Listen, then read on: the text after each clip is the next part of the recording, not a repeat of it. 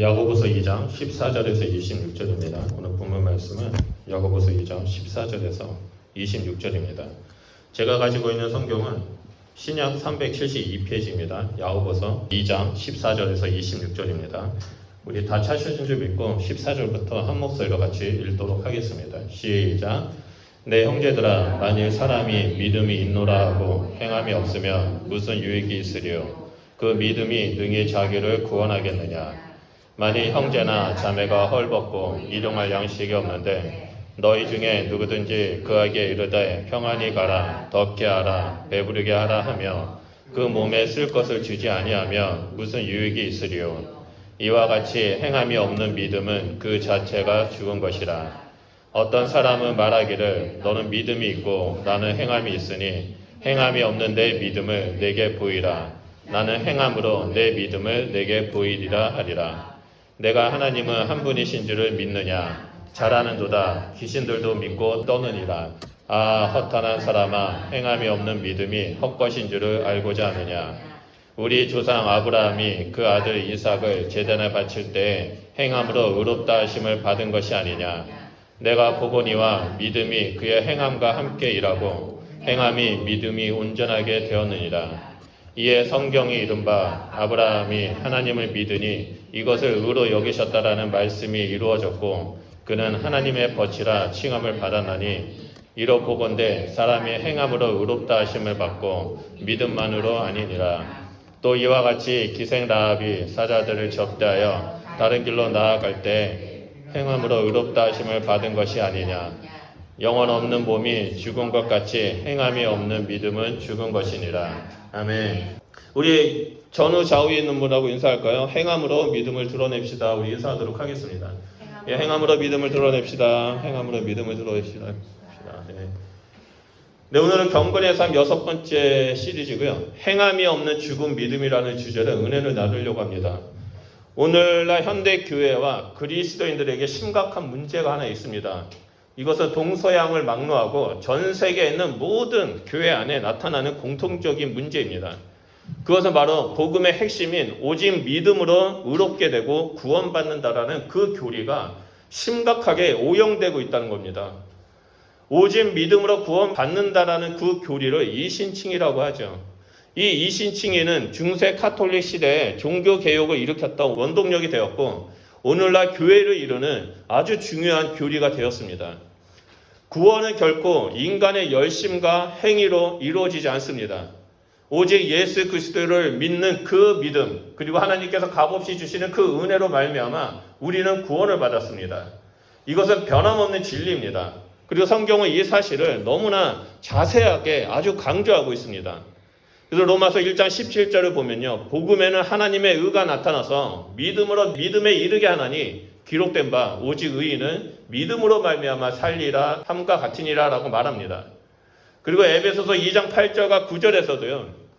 너희는 그 은혜에 의하여 믿음으로 말미암아 구원을 받았으니 이것이 너희에게서 난 것이 아니요 하나님의 선물이라. 행위에서 난 것이 아니니 이는 누구든지 자랑하지 못하게 함이라 라고 말하고 있습니다.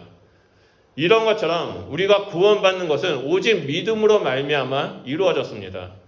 그런데 많은 사람들이 이 진리를 올바르게 이해하지 못하고 오용하고 잘못 적용을 합니다. 그러다 보니까 오직 믿음만 강조하고 삶 속에서 거룩한 삶을 사는 것, 선행을 베푸는 것에 대해서 무감각하게 됩니다. 그 결과 오늘날 교회와 성도들의 삶 속에는 형식적인 신앙생활이 가득 차게 됩니다. 삶 속에 이 신앙의 열매, 선한 열매를 맺지 못합니다. 안 믿는 사람과 비교해 볼 때 별 차이가 없는 사람들이 너무나 많습니다. 오히려 더 나쁜 모습들이 신앙인들 가운데 나타나기도 합니다. 그런데 이런 일들이 오늘날 뿐만 아니라 2000년 전에 그 초대교회 시대 때부터 지금까지 계속해서 동일하게 이어져서 나타나고 있습니다. 그래서 야고보는 펜을 들어서 경건한 삶이 무엇인지, 믿음으로 사는 삶이 무엇인지를 구체적으로 하나하나 열거하면서 편지를 쓰기 시작합니다. 그중 하나가 이 야고보서 2장인데요. 지난 주일에 살펴본 것처럼 영광의 주 예수 그리스도를 믿는 믿음은 차별이 없는 믿음이고 오늘 본문에서는 행함이 있는 믿음이라고 강조하고 있습니다. 본문 말씀을 유심히 살펴보면요, 믿음이라는 단어와 믿고, 믿느냐, 믿으니라는 이 동사까지 합쳐서 총 14번이 나옵니다. 그리고 이 행함이라는 단어는요, 총 12번이 나옵니다. 그래서 이렇게 계속해서 반복되는 단어를 우리가 살펴봤을 때 오늘 본문의 말씀의 주제는 믿음과 행함이구나라는 것을 우리는 알 수 있습니다. 그리고 이 믿음과 행함이 야고보 전체의 큰 주제가 되어서 이 말씀을 중심으로 앞에 경건한 삶이 무엇인지, 구원받은 자의 삶이 무엇인지를 나열하고 그 뒤에도 동일하게 또 구원받은 자의 삶이 무엇인지를 구체적으로 목록으로 우리에게 얘기하고 있습니다. 저는 오늘 이 야고보서의 전체 주제를 말하고 있는 이 믿음과 행함을 좀 살펴보면서 우리 안에 가지고 있는 믿음은 참 생명의 믿음인지 또는 죽은 믿음인지 무가치한 믿음인지에 대해서 좀 알아보는 시간을 가지고자 합니다. 그래서 우리가 이 땅에서 생명을 살리는 그 행함이 있는 믿음을 소유해서 하나님의 거룩한 백성, 하나님의 그 경건의 능력을 나타내는 그런 백성이 되는 자가 되기를 소원합니다. 첫 번째로 야고보는 본문에서 무익한 믿음을 말하고 있습니다. 여기서 무익한 믿음이란 자기를 구원치 못하는 믿음을 말합니다. 우리 다 같이 14절 말씀을 보겠습니다. 14절을 보면 내 형제들아 만일 사람이 믿음이 있노라 하고 행함이 없으면 무슨 유익이 있으리요? 그 믿음이 능히 자기를 구원하겠느냐라고 말합니다. 방금 읽은 말씀을 보면 형제들 중에는 나는 믿음이 있다라고 말하는 사람이 있습니다. 하지만 실생활 속에서는 행함이 없는 사람이 있다라는 것을 볼 수 있습니다. 이 말은 이 야고보 시대에 믿음이 없음에도 불구하고 자신들은 믿음이 있는 것처럼 계속 말로 떠들면서 사람들로부터 존경과 그런 존중을 받고자 하는 사람들이 있다는 것을 보여줍니다. 그래서 야고보는 그들에게 경고의 메시지를 지금 하고 있습니다. 이들의 거짓 믿음은 결코 자기를 구원할 수 없다라고 말합니다. 이를 통해서 믿음은 반드시 행함으로 나타난다는 것을 알 수 있습니다. 믿음과 행함은 이 동전의 양면성이 있는 것처럼 아주 밀접하게 연결되어 있고 결코 분리되지 못합니다. 예수 그리스도를 믿는 자는 그의 합당한 제자의 삶을 살아가야 한다는 것을 보여주고 있습니다. 그런데 이 믿음과 행함을 서로 분리해서 보는 사람들이 있습니다. 이들은 사도 바울의 그 분명한 가르침, 오직 믿음으로 의롭다함을 받는다라는 그 가르침에만 집중하다 보니까 이 야고보가 행함으로 믿음을 나타내라라는 이 말씀에 대해서 무시합니다. 그 대표적인 인물이 우리가 너무나 잘 알고 있는 종교개혁가 마틴 루터입니다. 여러분, 루터는 오직 믿음으로 구원받는다는 그 진리 하나를 붙잡고 종교개혁을 일으켰습니다. 하지만 그는 이 야고보서에 기록된 복음을 오해했습니다.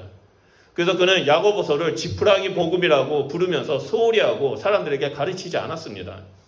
자신이 주장하는 믿음으로 구원받는다라는 것과 상충된다라는 생각 때문에 하나님의 존귀한 복음을 지푸라기 복음, 쓰잘데없는 복음이라고 불렀던 겁니다. 하지만 바울과 야고보의 가르침을 깊이 묵상하면요, 서로 강조하는 것이 다를 뿐이고 모든 것이 똑같다라는 것을 볼 수 있습니다. 바울의 주장은 구원을 어떻게 받는가에 대한 것이고 그 대답은 오직 구원은 믿음으로 말미암아 구원받는다라고 강조한 겁니다. 반면에 야고보의 주장은요, 이 사람이 구원받은 믿음을 소유했는지 어떻게 알 수 있는가에 대한 질문이고 그 대답은 믿음에 합당한 생활, 믿음에 합당한 열매를 통해서 알 수 있다라고 말하는 겁니다. 여러분, 우리는 분명히 예수 그리스도를 믿음으로 말미암아 의롭게 되었고 구원받았습니다. 믿음 때문에 값없이 하나님의 은혜를 받은 우리는 구원받는 자의 삶을 살아야 한다는 것을 보여주고 있습니다. 이것이 야고보가 주장하는 것입니다. 야고보는 오늘 본문에서 종말 신앙을 살아가는 성도들에게 믿음을 행함으로 나타내라고 말하고 있습니다. 그리고 믿음으로 행하는 삶에 대해서 1장부터 5장까지 고난과 시험을 견디고 차별하지 말고 서로 비방하지 말고 인내와 기도하라는 등 여러 가지의 경건의 삶에 대해서 끊임없이 말하고 있습니다. 우리가 나는 믿음이 있어, 나는 말씀을 너무 많이 잘 알고 있어, 나는 하나님을 너무 많이 사랑해라고 아무리 말을 한다 할지라도 우리의 삶에 행함이 없다라면 그 믿음은 자기를 구원받지 못하는 무익한 믿음인 것입니다. 우리가 믿음이 있다고 주장하고 싶다면 말로 주장하는 것이 아니라 행함으로 우리는 주장해야만 합니다. 우리 주님은 구원받은 성도들에게 새 계명과 새로운 사명을 주셨습니다. 세 계명은 무엇입니까? 하나님을 사랑하고 이웃을 내 몸과 같이 사랑하는 것입니다. 그리고 새로운 사명은 땅끝까지 이르러 복음을 전하는 증인된 삶을 사는 것입니다. 하나님은 우리가 예수 그리스도를 믿고 구원받는 것으로 만족하지 않습니다. 하나님의 사랑으로 서로 사랑하고 용서하고 용납하면서 한 몸을 이루기를 원하고 계십니다. 그리고 한 몸이 된 공동체인 하나님의 나라를 확장시키는 자가 되기를 원하고 계십니다. 그러한 하나님의 뜻을 망각한 채 구원받는 것에만 만족하고 말로만 앞세우는 그 믿음은 무익한 믿음으로 하나님을 기쁘시게 할 수 없습니다. 다시 한번 말씀드리자면 믿음과 행함은 동전의 양면성처럼 꼭 함께하는 것입니다. 믿음으로 구원을 받지만 그 믿음은 행위를 통해서 증거가 되고 온전한 믿음으로 만들어집니다. 그러므로 우리는 나의 믿음이 무익한 믿음이 되지 않도록 날마다 말씀을 묵상하고 말씀에 순종하며 행하는 그런 그리스도인이 되어야 한다는 것을 오늘 야고보는 말하고 있습니다. 이것이 바로 마지막 때에 주님을 기다리는 참된 성도의 삶입니다. 그리고 야고보는 믿음에 대해서 또 죽은 믿음이 있다라고 말합니다. 17절 말씀을 보면 이와 같이 행함이 없는 믿음은 그 자체가 죽은 것이다 라고 야고보는 강조하고 있습니다.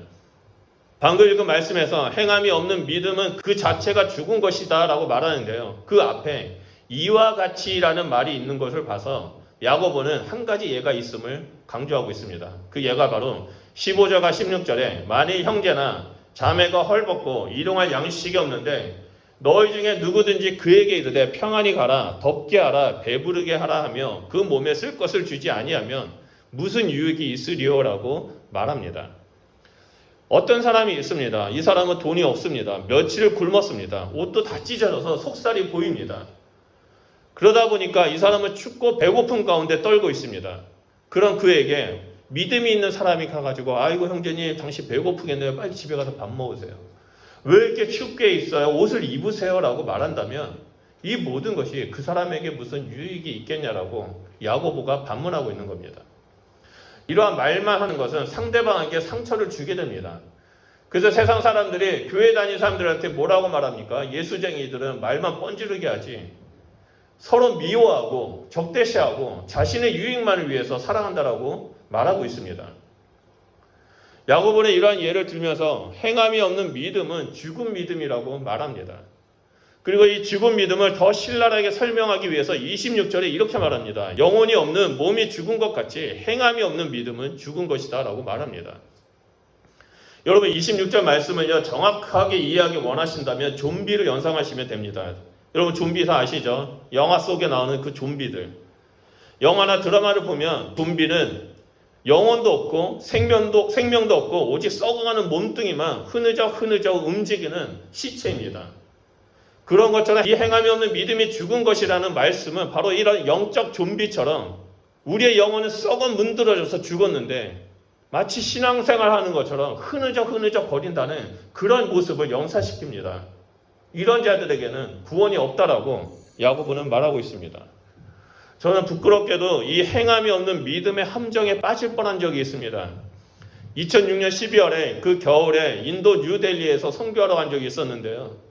하루는 밤늦게 그 뉴델리 대통령 궁전 앞에 청년들이 모여서 놀고 그런 일들이 있다라는 얘기를 듣고 대통령궁 앞에 있는 광장에 나가서 복음을 전한 적이 있습니다. 그 추운 밤에 광장에서 젊은 청년들이 서로 모여가지고 얘기하고 놀고 데이트하는 일들이 너무나 많았습니다. 그래서 그들 중에 한 명은 이제 영어하는 사람들을 잡아서 띄엄띄엄 버벅대면서 예수님을 전하고 기도를 해주고 그런 일들이 있었습니다. 그렇게 이제 한 영혼 찾아다니면서 광장을 다니는데요. 제 눈앞에 한 구석에 한 여인이 옷을 다 헐벗은 채 아주 얇은 천만 이렇게 둘러싸고 또 1살 미만의 그 갓난아이가 옷을 다 벗은 채 삐쩍 말라가지고 그 땅바닥에 누워서 구걸하고 있는 그 모습을 보게 되었습니다. 누가 봐도 이 아이는 영양실조에 걸린 것처럼 뼈다귀만 남았습니다. 이 여인은 아무 소망도 없이 벌벌벌 떨면서 사람들한테 구걸하고 있었습니다. 그런 여인과 저랑 눈이 마주쳤는데 그 눈빛에서 소망이 없이 오직 두려움과 슬픔만 가득 차 있는 모습을 보게 되었습니다. 그래서 제가 그 여인한테 찾아가서 소망 대신 하나님을 전해야 되겠다라는 마음에 힌두어를 할 수 있는 그 현지 예수전도당 YM 스텝을 데리고 와서 통역을 부탁해가지고 이들에게, 이 자매에게 하나님을 전했습니다. 하나님이 소망이 되시고 하나님이 자매님을 돌보시고 하나님이 자매님의 삶을 책임져 줄 거다라고 하고 자매한테 기도해주고 그 자리를 떠났습니다. 그런데 이제 다른 사람들을 전도하기 위해서 만나고 다니는데 제 마음에 너무나 많은 불편함이 막 떠오르기 시작한 겁니다. 그러면서 이 자매가 계속 생각나는 거예요.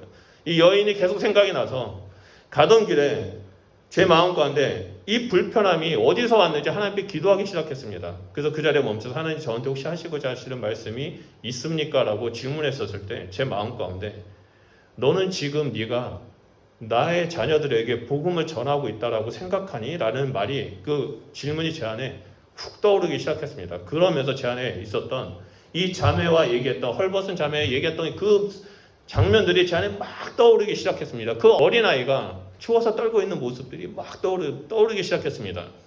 그 모습이 보이면서 제 안에 내가 미쳤구나, 내가 지금 뭐 하는 거지, 내가 복음을 전한다고 하면서 말로만 떠들고 있구나라는 생각이 들어서 그 자리에서, 그 먼 길을 걸어온 자리를 막 뛰어가가지고 그 자매를 만났던 장소에 갔는데 이 자매가 이미 그 자리를 떠나고 없었습니다. 그래서 제가 이 광장을 막 뒤지면서 이 자매를 찾으러 다니다가 결국에 그 자매를 찾았습니다.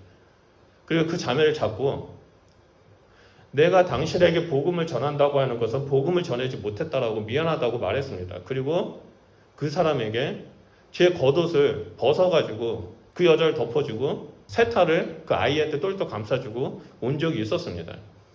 그래서 추위에 떨면서 숙소에 와서 하나님께 기도했습니다. 뭐라고 기도했냐면, 하나님 제가 잘못했습니다. 하나님 말씀을 전한다고 했는데, 하나님의 사랑을 전한다고 했는데 제가 그러지 못하고 말로만 떠들었습니다. 저를 용서해 주십시오. 하나님의 사랑을 행하지 못했습니다라고 기도하는데, 그때 제 안에서 어떠한 음성이 들려냐면, 너가 덮어줬던 그 옷이 나를 너무나 따뜻하게 해주었구나, 정말 고맙다라는 그 음성이 제 안에서 막 울려 퍼진 적이 있습니다. 그래서 그날 밤새도록 침대 앞에서 무릎을 꿇고 하나님 앞에서 엄청 울면서 하나님 잘못했습니다. 다시는 이렇게 복음을 전하는 선교사가 되지 않겠습니다라고 기도한 적이 있습니다. 여러분, 살아있는 믿음은 누군가를 따뜻하게 만들어주고 동시에 하나님의 마음도 흡족하게 만들어줍니다. 살아있는 믿음은 다른 사람에게 불쌍히 여기는 것으로 끝나지 않고 구체적인 행동으로 나타냅니다. 반면에 이 죽은 믿음은 말로는 모든 것을 다 하지만 여러 가지 핑계를 대고 삶으로는 행하지 않습니다. 내가 너무 바빠서, 내가 너무 힘들어서 다음에 하면 되겠지라고 뒤로 미루는 일들이 일어나게 됩니다. 이러한 행함이 없는 죽은 믿음은 귀신들도 가지고 있다라고 말합니다. 그리고 20절에 헛것이라고 말합니다. 여러분, 우리가 행하지 않는 믿음을 갖고 있다는 것은 귀신들도 가지고 있는 그 믿음이라는 겁니다. 하나님이 한 분이라는 것을 귀신들도 알고 있는 것처럼 그냥 우리는 알고 있는 것으로 끝나고 있다는 겁니다. 여러분, 살아있는 믿음을 소유한 사람은 하나님이 기뻐하시는 일을 행하는 자입니다. 우리는 하나님의 그 사랑을 흘려보내는 은혜의 통로이자 축복의 통로이어야만 합니다. 하나님은 야고보를 통해 살아있는 믿음은, 그 살아있는 믿음을 소유한 성도들이 구원의 열매를 맺기를 촉구하고 있습니다. 여러분, 함께 예배드린 우리 성도님들은 그 살아있는 믿음을 소유하는 주의 백성이 되시기를 축복합니다. 날마다 그 선한 행동을 통해서 구원의 열매를 맺는 경건한 그리스도인이 되시기를 축복합니다. 내가 가지고 있는 믿음을 옆에 있는 사람들에게 흘려보냄으로 말미암아 그 사람을 세우고, 그리고 그 사람을 통해서 하나님께 영광을 돌리는 그러한 일들이 우리 삶 가운데 나타나야만 한다는 겁니다. 그리고 마지막 세 번째로 야고보는 온전한 믿음이 있다고 말합니다. 22절 말씀입니다. 22절 말씀 우리가 중요하니까 한 목소리로 읽도록 하겠습니다. 시작. 내가 보거니와 믿음이 그의 행함과 함께 일하고 행함으로 믿음이 온전하게 되었느니라. 아멘. 야고보는 믿음을 행할 때 온전케 된다라고 말하고 있습니다. 그리고 그 예를 하나님과 기생 라합의 예를 들어서 설명을 합니다. 먼저 아브라함의 믿음을 살펴보면 21절에 우리 조상 아브라함이 그 아들 이삭을 제단에 바칠 때 행함으로 의롭게 하심을 받은 것이 아니냐라고 말합니다. 그리고 23절에 이에 성경에 이른바 아브라함이 하나님을 믿으니 이것을 의로 여기셨다라는 말씀이 이루어졌고, 그는 하나님의 벗이라고 칭함을 받았다라고 말합니다. 아브라함이 그 믿음을 통해서 믿음의 행함과 함께 일하고 행함으로 믿음이 온전케 되었다라는 것을 의미합니다. 아브라함의 믿음으로 의롭다함을 받았지만 그 믿음을 이삭을 제물로 바치는 그 행함을 통해서 나타냈습니다. 그래서 야고보는 아브라함의 예를 들면서 24절에 이를 보건대 사람의 행함으로 의롭다 하심을 받고 믿음으로만은 아니니라 라고 말합니다. 24절 말씀을 쉽게 말한다면 행함으로 믿음이 입증되고 입으로 고백하는 것만은 믿음이 입증되지 않는다라고 말한 것입니다. 우리가 아무리 예배 시간에 은혜를 받고 눈물을 흘리면서 예수님, 내가 예수님을 믿습니다. 내가 하나님을 믿습니다. 하나님을 따르겠습니다. 라고 고백한다 할지라도 그 믿음의 행함으로 나타나지 않는다면, 그 믿음이 우리의 삶을 변화시키지 않고 행하지 않는다면 그 믿음은 죽은 믿음이고 무익한 믿음이고 사탄조차 가지고 있는 그런 믿음이 된다는 겁니다. 야고보는 이 유대인의 조상인 아브라함의 예를 들은 다음에 이제는 다른 예를 들고 있습니다. 그 예는 이방인의 라합을 통해서 예를 드립니다. 아브라함과 라합은요, 신분의 차이가 극과 극입니다. 이 이방인 여자는, 이 라합은 천하고 천한 기생 출신의 여인입니다. 게다가 개만도 못한 존재라고 무시를 당하는 이방인입니다. 반면에 아브라함은 이 유대인의 조상이고 그 유대인의 정체성의 뿌리가 됩니다. 그런 아브라함과 비교해서 기생 라합, 개만도 못한 존재인, 인간 취급도 못한 존재인 부정한 여인의 상징이 되는 그 라합을 가지고 예를 듭니다. 근데 야고보는 이 행함이 있는 믿음을 설명하기 위해서 두 인물을 동등한 위치에 놓습니다. 기생 라합은 고대 이스라엘이 가나안 땅을 정복했을 때 등장했던 인물입니다. 정탐꾼이 이 여리고성을 점탕하는 가정에서 나왔습니다. 여호수아가 여리고성을 정탐하기 위해 2명의 정탐꾼을 여리고에 보냈고 기생 라합은 정탐꾼을 숨겨주죠. 안전하게 돌아가는 길마저 알려줍니다.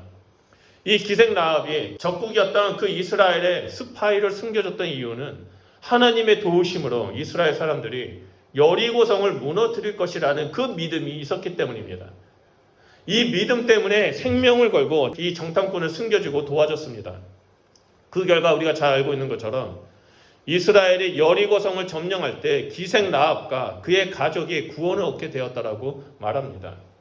여러분, 이 고고학자들이 여리고성을 발굴했는데 이 여리고성이 다 무너졌는데 유일하게 벽 하나만 무너지지 않은 성벽이 있는 것을 발견했습니다. 그리고 그 위에 집이 하나가 있었는데 그 집이 바로 라합이 살던 집이라는 것을 발굴한 적이 있습니다. 그런 것처럼 믿음으로 하나님께서 이 여리고성을 취할 거라는 그 믿음으로 이 정탐꾼을 도와줬을 때 하나님은 이 라합을 구원해 주셨다는 겁니다. 근데 여기서 끝나지 않습니다. 정말 놀라운 것은 이 라합의 믿음의 행위가 훗날에 룻의 시아버지인 살몬의 아내가 되고 보아스의 어머니가 되었습니다. 그리고 다윗 왕조로 이어지는 조상이 되었고 믿음의 가문을 이루는 예수님의 족보에 이방 여인이 라합이 올라가게 되었습니다. 이처럼 아브라함과 라합의 행함은 믿음을 온전케 하고 예수님과 함께 믿음의 가문을 이루게 만들어졌습니다. 아브라함과 라합이 행한 믿음의 행위는 어떠한 추상적인 행위가 아니라 실생 안에서 말씀에 따라 믿음에 따라 순종함으로 이루어졌습니다. 우리 역시 아브라함과 라합처럼 믿음을 행함으로 나타난다면 우리의 믿음은 온전케 되고 우리 역시 예수 그리스도를 뒤이어서 믿음의 족보에 이름이 올라가게 됩니다. 이것이 바로 요한계시록 20장 15절에 나오는 생명책입니다. 이 생명책은 예수님을 믿고 믿음을 행한 자들이 그 예수님의 족보에 올라와서 기록된 그 책을 말합니다. 이 생명책에는 믿음대로 행한 사람, 말씀대로 순종하는 사람들의 이름이 기록되어 있습니다. 그리고 이 생명책에 기록된 사람들의 이름은 영원히 남게 되고 그 사람들은 영원한 천국에서 예수님과 함께 살아가게 됩니다. 하지만 반면에 말로는 믿는다라고 말하지만 행함으로 믿음을 행치 않는 사람들은 그 믿음을 입증하지 못해서 영원한 불못에 던져지게 될 것입니다. 예수님은 우리에게 주여 주여 하는 자마다 천국에 다 들어갈 것이 아니요 다만 하늘에 계신 내 아버지의 뜻대로 행하는 자라야 들어갈 것이라고 말씀하셨습니다. 우리가 이 땅에서 살아가는 데 있어서 가장 중요한 것은 예수님을 믿는다면 그 믿음을 말씀대로 순종하는 삶을 살아가는 것입니다. 그 믿음을 행하는 삶을 살아가는 것입니다. 말씀대로 행하는 삶이 바로 그 믿음을 행하는 삶이라는 것입니다. 하나님은 우리에게 끊임없이 은혜와 사랑을 베풀어 주셨습니다. 그리고 그 은혜와 사랑을 우리만 누리는 것이 아니라 이 땅에 소외된 자들에게, 그리고 하나님을 알지 못하는 자들에게 흘려보내라라는 그 세 계명과 새로운 사명을 주셨습니다. 우리는 하나님의 말씀에 따라 그 사랑과 은혜에 올바르게 반응하며 살아가는 자가 되어야만 합니다. 다른 사람의 시선을 의식해서 행동하는 것이 아니라 나에게 값없이 주신 그 은혜와 사랑을 기억하면서 하나님의 그 마음, 하나님의 말씀을 품고 이웃들에게 행하는 자가 되어야 한다는 겁니다. 또한 하나님의 뜻을 우리가 이루기 위해서는 나에게 상처 준 사람들을 믿음으로 용서하고 용납하고 하나됨을 이루며 살아가는 자가 되어야만 합니다. 이것이 바로 우리에게 주어진 새 계명이고 새로운 사명을 감당하는 삶입니다. 오늘 함께 모여서 우리가 한 마음과 한 뜻으로 예배드리는 우리 성도님들 모두는 이러한 행함이 있는 믿음을 삶을 살아가는 자가 되시길 주님의 이름으로 축복합니다. 우리의 믿음이 무익한 믿음이 아니라, 죽은 믿음이 아니라, 그 귀신들조차 소유하는 그런 믿음이 아니라 정말 살아있는 믿음, 생명력이 있는 믿음, 행함이 있는 그 믿음을 소유하는 그리스도인이 되기를 소원합니다. 그래서 우리의 삶을 통해서 이 땅 가운데 하나님의 나라를 이루고 우리의 이름이 그 영원한 생명책에 예수 그리스도의 족보에 기록되는 일들이 일어나기를 소원합니다. 우리 좀 말씀을 기억하면서 기도했으면 좋겠습니다. 여러분의 믿음은 지금 어떻습니까? 여러분 그 믿음을 행함으로 나타내고 있습니까? 아니면 그냥 예수님을 믿는다는 것 하나로 만족하면서 살아가고 있습니까? 여러분들은 지금 주일날 예배를 드리지만 주중에는 어떻게 살아가고 있습니까? 그 말씀대로, 믿음대로 세상 가운데 실천하며 살아가고 있습니까? 아니면 바쁘다는 이유 때문에, 또는 평안하다는 그 이유 때문에 모든 것을 망각한 채 그냥 만족하면서 그 자리에 머물고 계십니까? 여러분, 우리의 영혼을 날마다 갈고 닦아야만 합니다. 우리 영혼을 날카로운 타작 기계가 되어 하나님 앞에 나아가는 자가 되어야만 합니다. 그래서 우리 이 시간에 기도할 때 하나님 내 삶을 다스려 주십시오. 하나님 내 삶 가운데 하나님의 말씀을 부어주십시오. 내 삶 가운데 하나님의 음성을 듣게 해주십시오. 내 삶 가운데 하나님의 말씀이 살아 움직이게 해주십시오. 그래서 이 땅에서 그 말씀을 순종하고 그 말씀을 행하는 믿음을 보이는 그리스도인이 되게 해주십시오. 주님께서 말씀하신다면 저는 행하겠습니다. 주님께서 말씀하신다면 그것이 저에게 불이익을 주고 나에게 손해를 준다 할지라도 저는 순종하며 나아가겠습니다. 하나님 내 삶이, 내 믿음이 행함으로 입증하는 일들이 일어나시도록 제 삶을 다스려 주시고 저 또한 그 길을 걸어가겠습니다라고 우리 이 시간에 주여 삼창하며 기도하도록 하겠습니다. 기도하겠습니다.